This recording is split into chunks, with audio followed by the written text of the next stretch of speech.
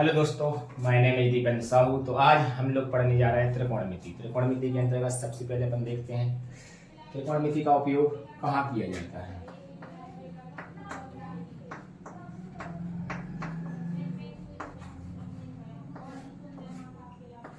त्रिकोणमिति का जो उपयोग होता है ये हमेशा समकोण त्रिभुज के लिए किया जाता है।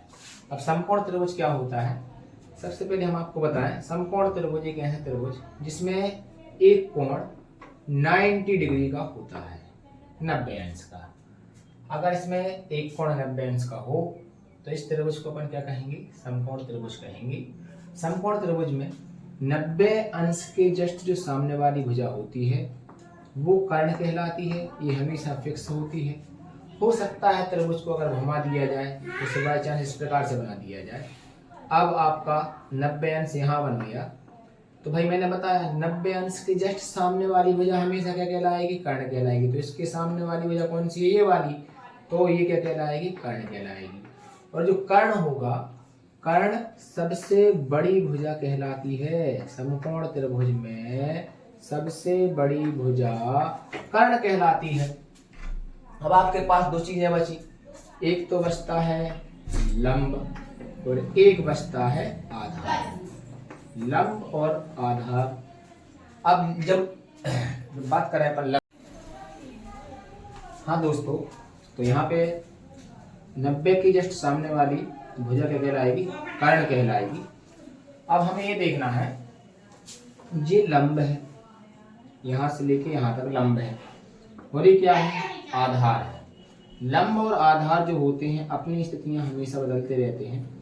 जब मेन एंगल जो मेन कोण है, अगर थीटा अपन इसको माने, लिखा जाए साइन थीटा, थीटा अगर इसको मानेंगे तो थीटा के सामने वाली ये वाली भुजा लंब कहलाएगी। अगर थीटा आप इसको मान के चलोगे तो इसके सामने वाली भुजा लंब बन जाएगी और ये क्या बन जाएगा, आधार बन जाएगा। अब यहाँ पे त्रिकोणमिति में 6 चीजें होती हैं। नंबर 1 आपका होता है साइन थीटा, नंबर 2 होता है कॉस थीटा, और नंबर 3 होता है टेन थीटा। नंबर 4 आपका होता है कोसेक थीटा, नंबर 5 होता है सेक थीटा, और नंबर 6 पे आपका होता है कॉट थीटा। यहाँ पे हम 6 चीजों के बारे में पढ़ेंगे। हालांकि ये होते क्या हैं, इनको हम बता रहे हैं, जिस sine theta, cos theta, tan theta, cosec theta, sec theta और कॉट थीटा एक्चुअल में ये भुजाओं के अनुपात है। क्या हुआ कि भाई ये लंब जो है इसका अनुपात कर्ण से, दो भुजाओं के अनुपात को ही भाई इन 6 प्रकार से इनने बांटा है कि भाई साइन के लिए इनने क्या बोल दिया। अब बार बार तो बोलते नहीं कि लंब बटे कर्ण, लंब बटे कर्ण, तो उन्होंने एक नाम दे दिया कि भाई लंब का अनुपात कर्ण के साथ जब भी होगा तो उसे क्या कहेंगे, साइन थीटा कहेंगे। और फिर यहाँ पे कह दिया इसको कॉस थीटा बराबर आधार बटे कर्ण, और जो टेन थीटा है इसको बोल दिया लंब बटे आधार। अब यहाँ पे क्या है, भुजाओं के अनुपात है, और इसके लिए कौशिक, कौशिक का हो जाएगा कर्ण बटे लंब, और सेक का हो जाएगा आपका कर्ण बटे आधार, तो कॉट का हो जाता है आधार बटे लंब। ये 6 sine cos tan cosec sec cot त्रिकोणमितीय अनुपात होते हैं। अब यहाँ पे अपन बात करते हैं दोस्त, एक्चुअल में जी है क्या, ये भुजाओं के अनुपात है, तो इनके लिए क्या बोला जाता है, इनके लिए बोला जाता है त्रिकोणमितीय अनुपात। त्रिकोणमितीय अनुपात बोला जाता है। जैसे अगर आपको साइन का पता है तो इसका जस्ट उल्टा करते हैं, साइन से आपको कोसेक का पता चल जाता है, कोस का उल्टा करते हैं तो सेक का चल जाता है पता, और टेन का उल्टा करते हैं तो कॉट का पता चल जाता है। जैसे देखो यहाँ लिखा है लंब बटे कर्ण, तो यहाँ पे हमने इसका उल्टा किया, कर्ण बटे क्या हो गया, लंब। यहाँ क्या लिखा है, आधार बटे कर्ण, तो यहाँ पे क्या हो गया, कर्ण बटे आधार। यहाँ पे लिखा है लंब बटे आधार, तो इसका उल्टा किया तो क्या हो गया, आधार बटे लंब। अब इनको याद करने का एक छोटा सा हम आपको तरीका बताएं। तो यहाँ पे आपने देखा है कि साइन का मान निकालना है, कॉस का, टेन का। अब इनको याद कैसे करें, इन 6 चीजों को याद कैसे करें? तो सबसे पहले लाइन से लिख लो, sine theta cos theta tan theta बराबर क्या होता है।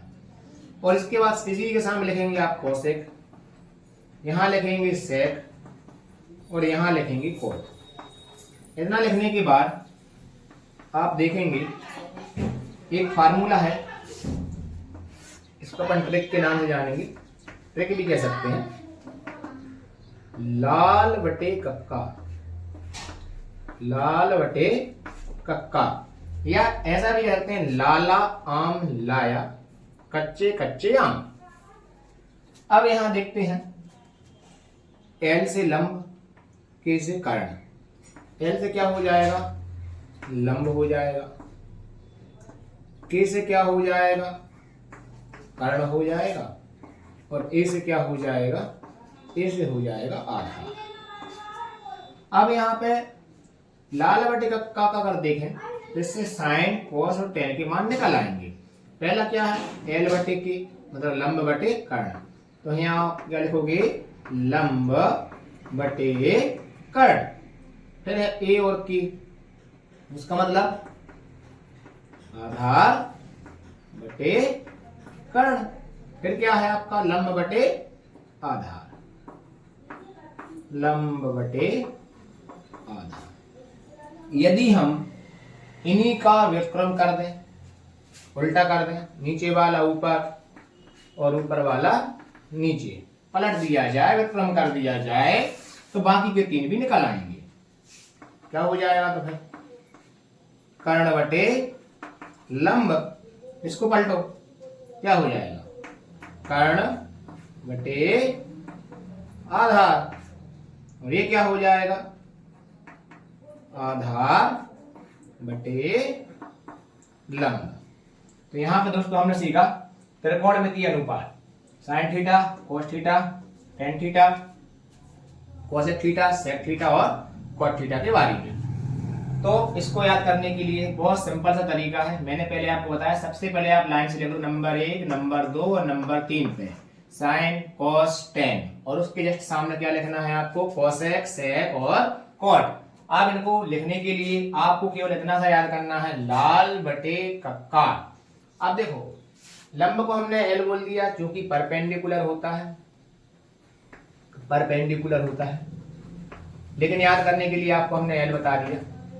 कर्ण के लिए हाइपोटेन्यूज बोला जाता है, इसके लिए हमने शॉर्ट में के से बता दिया ताकि याद हो जाए।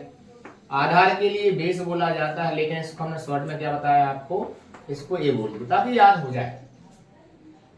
साइन थीटा लंब बटे कर्ण, कॉस थीटा आधार बटे कर्ण, टेन थीटा लंब बटे आधार, कोसेक थीटा कर्ण बटे लंब, सेक थीटा कर्ण बटे आधार, कॉट थीटा आधार बटे लंब। इन्हीं के जस्ट व्युत्क्रम 3 याद करना पड़ेंगे आपको। 3 का उल्टा करेंगे तो इनकी लाइन से साइन का कोसेक, कॉस का सेक, टेन का कॉट। तो ये क्या कहलाते हैं दोस्त, ये कहलाते हैं त्रिकोणमितीय अनुपात। जब दो भुजाओं की आपस में तुलना की जाती है, उनका अनुपात निकाला जाता है, तो उनको नाम दिया जाता है। लंब और कर्ण का जब भी अनुपात की बात होगी तो वहां पे होगा साइन थीटा। आधार और कर्ण के अनुपात की बात होगी तो कोस थीटा, और लंब और आधार की बात होगी तो वहां पे टेन थीटा होता है। अब आगे देखते हैं अपन लोग। पहली चीज हमने आपको क्या बताई, पहली चीज हमने आपको बताई कि त्रिकोणमितीय अनुपात होते क्या है। और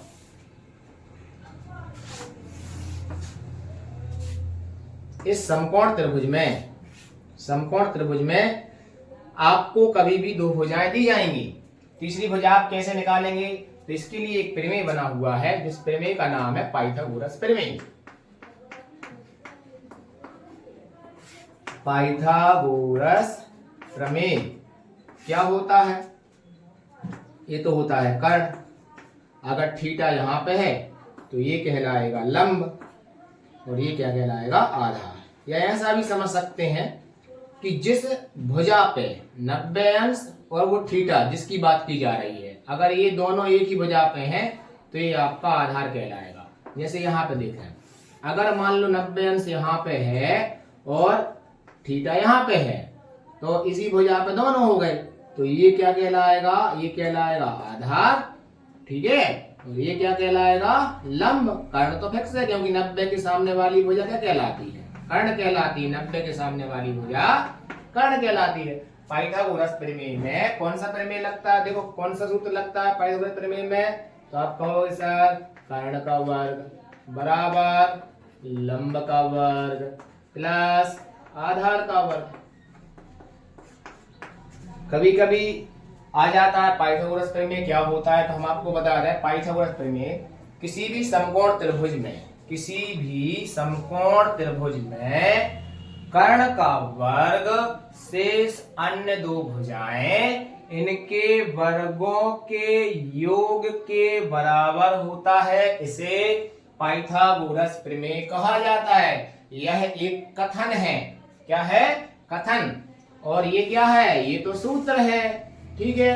अब इससे अपन क्या क्या निकाल सकते हैं, अगर कर्ण और लंब दिया है तो आधार निकाल सकते हो, अगर लंब और आधार दिया है तो कर्ण निकाल सकते हो, और कर्ण और आधार दिया है तो लंब निकाल सकते हो। कहने का मतलब कोई भी दो चीजें दी जाए तो आप तीसरी चीज आराम से निकाल सकते हो।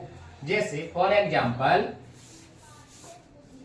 मैंने कहा साइन थीटा बराबर, मैंने आपसे बोला 3/5 है, इसका मतलब क्या हुआ, तो आपको पता है साइन थीटा बराबर क्या होता है, तो ये होता है लंब बटे कर्ण।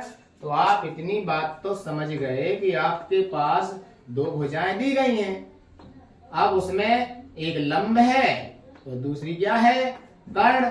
तो आपको यहां से पता चला कि हमें क्या निकालना है, सबसे पहले हमें निकालना है आधार। अब आधार निकालने के लिए आप पाइथागोरस प्रमेय का उपयोग करेंगे। क्या होता है, कर्ण का वर्ग, कर्ण कितना है 5, तो 5 का वर्ग, लंब कितना है 3, तो 3 का वर्ग, आधार पता नहीं है तो आधार का वर्ग ज्यों का त्यों।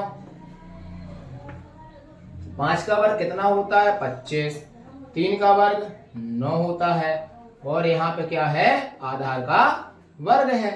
9 को इस साइड लाएंगे, पक्षांतरण जब करेंगे तो 25 में से 9 घट जाएंगे, कितने हो जाएंगे 16 हो जाएंगे, और यहाँ पे क्या हो जाएगा, यहाँ पे रहेगा आधार का वर्ग। अब 16 जो है काय का वर्ग होता है, 4 का वर्ग है, ठीक है। तो यहाँ पे आधार का वर्ग और यहाँ पे 4 का वर्ग, ठीक है। तो घात देख लो, घात दोनों की सेम है तो आधार की तुलना कर दो, तो यहाँ पे आधार निकल के आ गया। आधार जो तीसरी भुजा है वो कितनी है, 4 है। अब कोई आपसे कहे बताइए cos थीटा बराबर क्या होगा, तो आपको पता चल गया, तीनों भुजाएं आ गई। जब तक तीनों भुजाएं नहीं आएंगी तब तक बाकी की अपन चीजें नहीं निकाल सकते। तो यहां देखें जरा, मैंने कहा कॉस बताइए, तो कॉस में फार्मूला क्या होता है, आधार बटे कर्ण, ठीक है ना। तो आधार कितना है, तो आधार तो आया है अपना 4, तो कर्ण कितना है, कर्ण तो है अपना 5, तो कॉस का मान निकला 4/5। अगर कोई आपसे कह दे टेन थीटा बताइए, तो टेन थीटा क्या होता है, लंब बटे आधार होता है। लंब कितना है, तो लंब तो है 3, आधार कितना है, आधार है 4। अब सुनो, साइन थीटा बराबर 3/5 होता है, तो साइन का उल्टा मैंने अभी बताया था, साइन का उल्टा क्या होता है, कोसेक होता है। पलट दो, व्युत्क्रम कर दो, अगर हम साइन को पलटेंगे तो कोसेक मिलेगा। 3/5 का उल्टा क्या हो जाएगा, 5/3। कोस का उल्टा क्या होता है, सेक होता है। ये 4/5 था तो ये क्या बन जाएगा, 5/4। और टेन का उल्टा क्या होता है, कोट होता है। इसको पलटेंगे तो क्या बन जाएगा, 4/3। इस प्रकार से दोस्त हमने सभी चीजें निकाल ली। कहने का मतलब ये है, दो भुजाएं होंगी तो आपको सबसे पहले तीसरी भुजा निकालनी पड़ेगी, और जस्ट देन उसके बाद आपको क्या करना है, सब चीजें जब अपने पास आ जाए, तीनों भुजाएं आ जाए, तो अपने पास जो फार्मूले हैं इनकी सहायता से अपन बाकी चीजें निकाल सकते हैं। इसके बाद अपन देखते हैं आगे।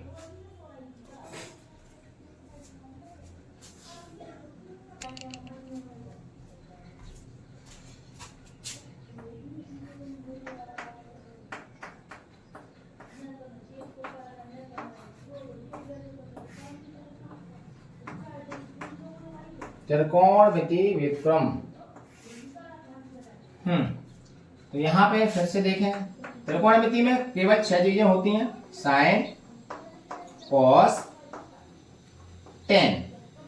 अगर साइन का व्युत्क्रम देखें तो साइन के लिए क्या होता है, 1 कॉसेक होता है।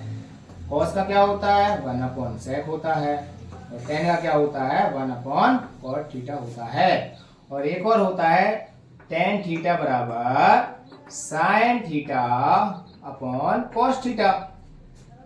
और कॉसेक थीटा क्या होता है, साइन का उल्टा होता है तो 1 साइन हो जाएगा। सेक का उल्टा क्या होता है, तो 1 कॉस हो जाएगा। और कॉट का उल्टा तो 1 टेन थीटा हो जाएगा। जिस प्रकार टेन थीटा बराबर sine theta upon cos theta होता है, उसी प्रकार कॉट थीटा बराबर होता है कॉस थीटा बटे में साइन थीटा।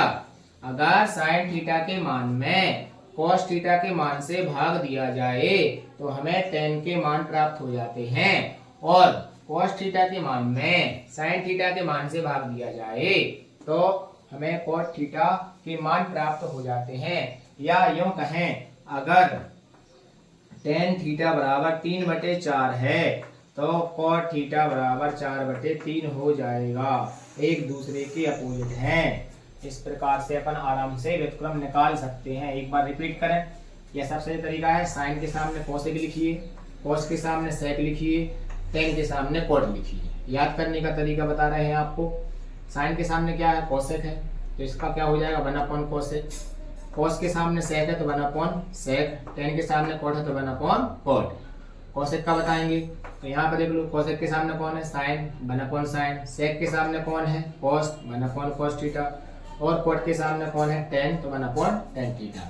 अब यहाँ पे टेन थीटा बराबर साइन थीटा बटे में कॉस थीटा, ये साइन और कॉस के पदों में है। और यहाँ पे भी कॉट देख लो, cos theta upon sine theta. इस प्रकार से अपन ने त्रिकोणमितीय व्युत्क्रम भी समझ लिए। अब हम यहाँ पे आपको बताते हैं त्रिकोणमितीय सर्व समीकरण। सर्व समीकरण देखें, सबसे पहली सर्व समीकरण आपके पास आती है, इनको याद करना है। 3 सर्व समीकरण है। साइन का वर्ग थीटा प्लस कॉस का वर्ग थीटा बराबर कितना होता है, 1 होता है। पहली सर्व समीकरण, इसको याद कर लेने से आपके कम से कम 5 सर्व समीकरण इससे निकल के तैयार हो जाती हैं। पक्षांतरण का नियम आप लोग जानते हो कि कोई संख्या धन की है तो ऋण की हो जाती है, बराबर के उस साइड जाती है, और ऋण की है तो वो धन की हो जाती है। और अगर वर्ग का पक्षांतरण करते हैं तो वो हमेशा वर्गमूल बन जाता है। इसको याद रखना, वर्ग जाएगा वर्गमूल बनेगा। अब देखें, अगर मैंने कहा इसी से अपन और बनाए, देखें अगर आप इसको बचा लें, साइन स्क्वायर थीटा को बचाएंगे तो दी जाएगा उस साइड। अभी काय का है, धन का, तो अब काय का हो जाएगा, ऋण का हो जाएगा।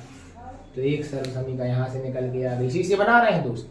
नंबर 3, अगर आपका उस सारे इस वर्ग को उस साइड भेज दे तो क्या, तो हम कहेंगे भाई साइन थीटा बस बचेगा। फिर तो जब वर्ग जाएगा तो इसके ऊपर क्या लग जाएगा, इसके ऊपर लग जाएगा वर्गमूल। 1 ऋण कॉस का वर्ग थीटा, ये बन गई, ये साइन के लिए बन गई। अब बात करते हैं कॉस की। अगर कॉस स्क्वायर थीटा को बचा लिया जाए तो साइड कौन जाएगा, साइन जाएगा। प्लस का है तो माइनस का हो जाएगा।